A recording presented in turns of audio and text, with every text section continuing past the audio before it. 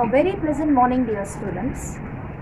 And here, Mr. Millville would like to go with Jody because the parents have allowed him to take Mr. Millville with him. So Jody agreed to go with Mr. Millville in order to find out the fawn. The fawn is the doe's fawn. It's a doe fawn in the sense it's a male one, and the doe, his mother, was passed away because Jody had extracted the liver and the heart of the doe and treated his father's rattlesnake's bite, isn't it? Let us move on to page number 90. It goes like this. He said, "It's not far now, but the scrub is very thick for a horse." If the scrub and the vines are hanging down, okay, going through that forest, letting into the forest would become a great hurdle for him. So that's why here Jody, actually he wanted to avoid Mr. Millville to go along with him because he doesn't like the thought of taking Mr. Millville along with him when he wanted to encounter the fawn, because he just wanted to have a lovely atmosphere and he just wanted to have it personally. Okay, nobody else would like to share his happiness. Suppose if the fawn is not found there, okay, that heaviness or the disappointment also shouldn't be shown or seen by anyone. That's why he just wanted to avoid the presence of Mr. Millville. And he says like this, "It's not far now, but the scrub is very thick for a horse. I can make it on foot." What did he say? He just wanted to go on foot. He doesn't want to take the horse and Millville. If it is a matter of going along with the horse, he had to go with Mr. Millville. So he says like this, he can take the way on foot.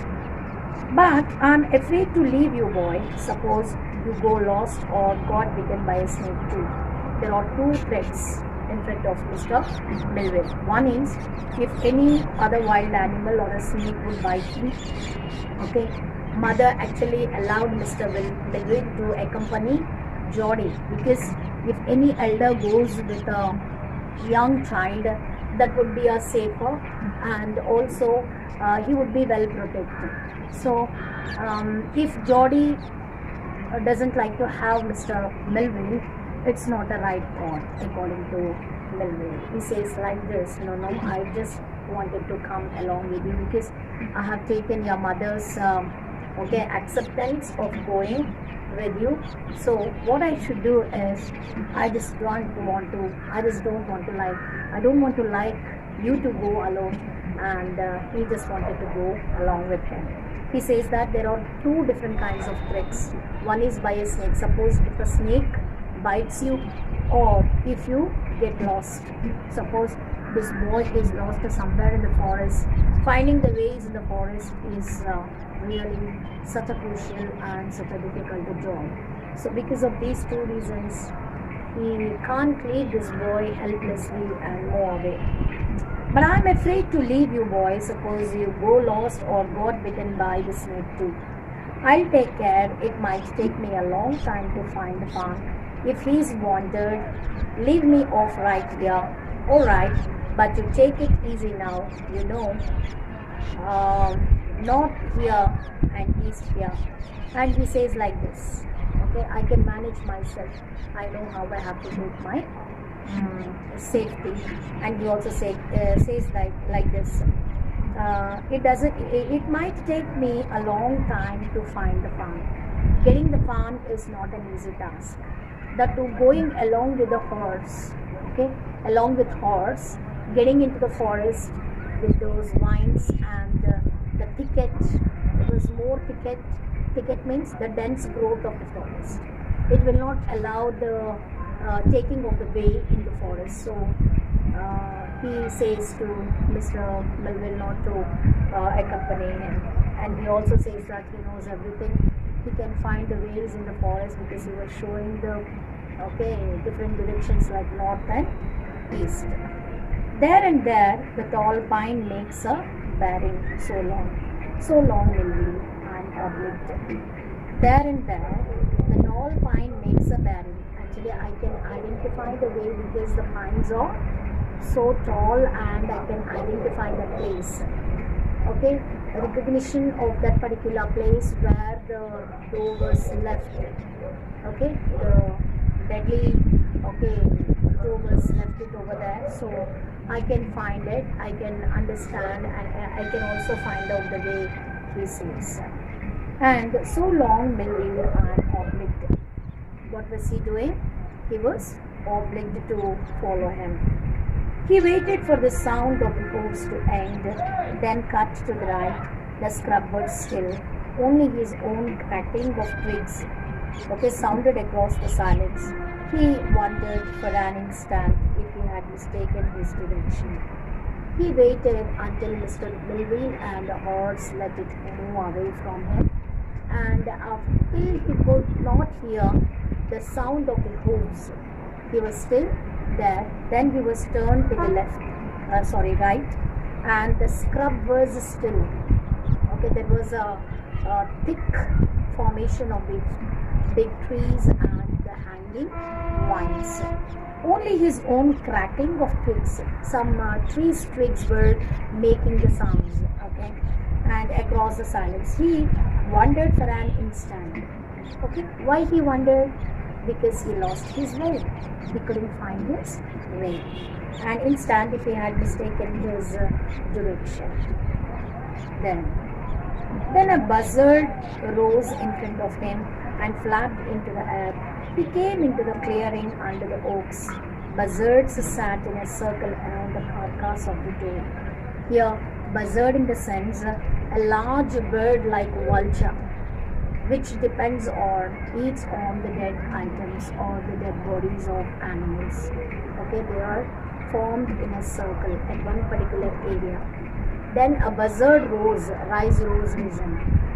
front of him and flapped into the air.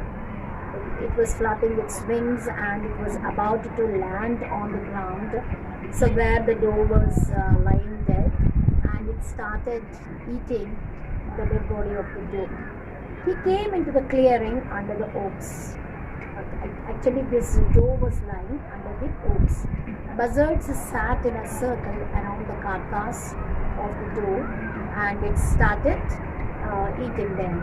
They turned their heads on their long, scrawny necks and hissed at him. Actually, so when he had moved towards the doe, the doe's dead body, some of the birds started looking at him. Okay, they were making the hissing sound, H-I-S-S-I-N-G, hissing sound, a kind of sharp sounds which were made. It started making the sounds, and he threw his bow.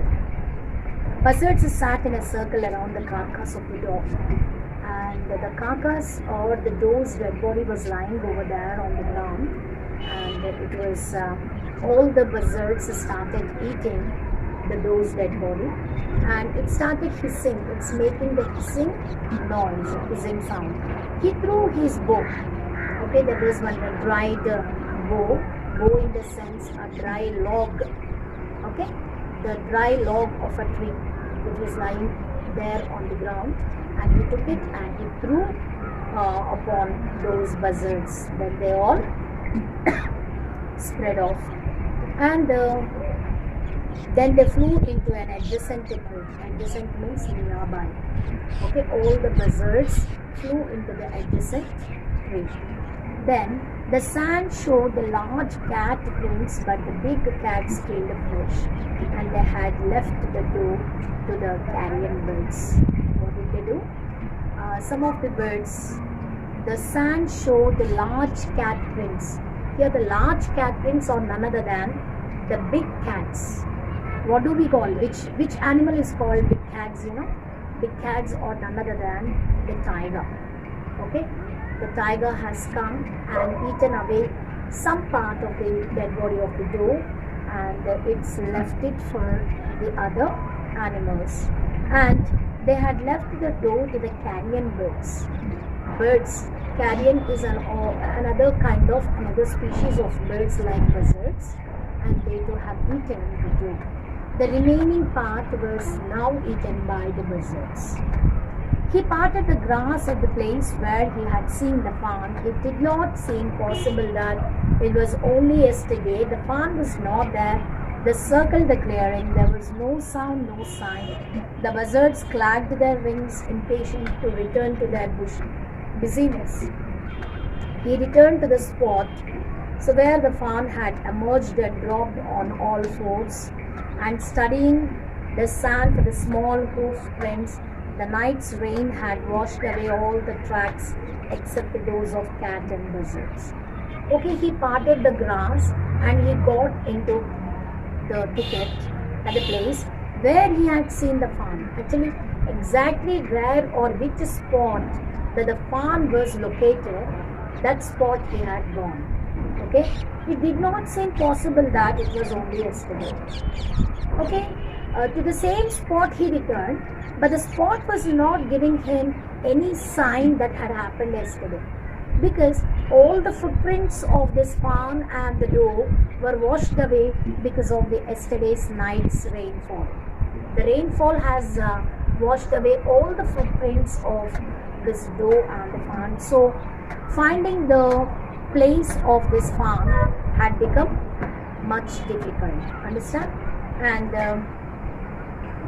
now movement directly in front of him startled him so that he tumbled backward.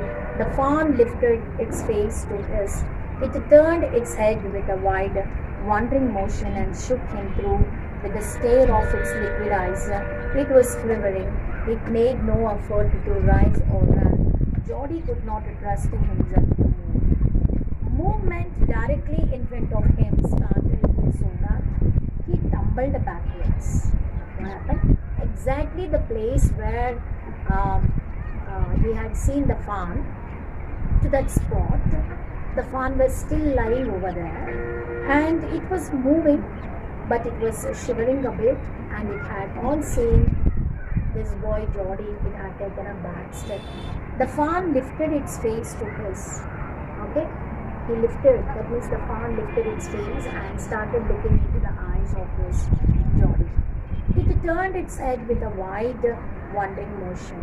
It started moving its head in a wandering motion and shook him through with a stare of its liquid eyes. The eyes were seemed as if it is consisting some liquid in it, and it was looking as if it was shocked. It was in a stare, and it was also looking as if it was shocked because all through night, without its mother's support, it was lying over there. Jody could not trust himself to move. Actually, he couldn't believe his eyes. Why, Okay, he never thought that the fawn could be found at the same place. Really, that fawn was lying over there peacefully, but it was a bit shocked, and it was shivering too, because the atmosphere or that particular area's climate was very cool and damp. DAMP, damp. Damp means very wet. And he whispered its name. Okay? And then Fawn lifted its nose, scenting him. He reached out one hand and laid it on the soft ear. What did he do? So he started, calling the cat, and it was quite calm, and it was waiting for that kind of soothing effect. So it was kept quiet. The fawn lifted its nose and started scenting this boy Jody, and he reached out one hand and laid it on the soft neck. Okay, one of his hands, he kept it on the neck, and it started moving his hand. He was stroking the back of the fawn, stroking in a gentle manner. Stroking any animal in a gentle way shows our love and affection towards it. Okay, it's started showing the love and affection. Jody was started showing his love and affection towards this fawn. The touch made him delirious. What does it mean by delirious? Extremely excited.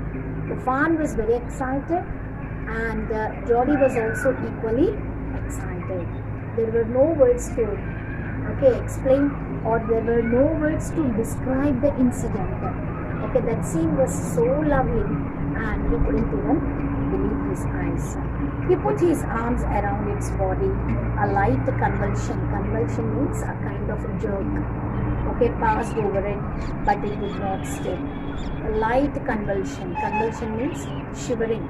A small, gentle shiver started in the animal and passed over it, but it did not stay. It was not at all moved. Actually, this fawn was expecting the same kind of treatment from somebody.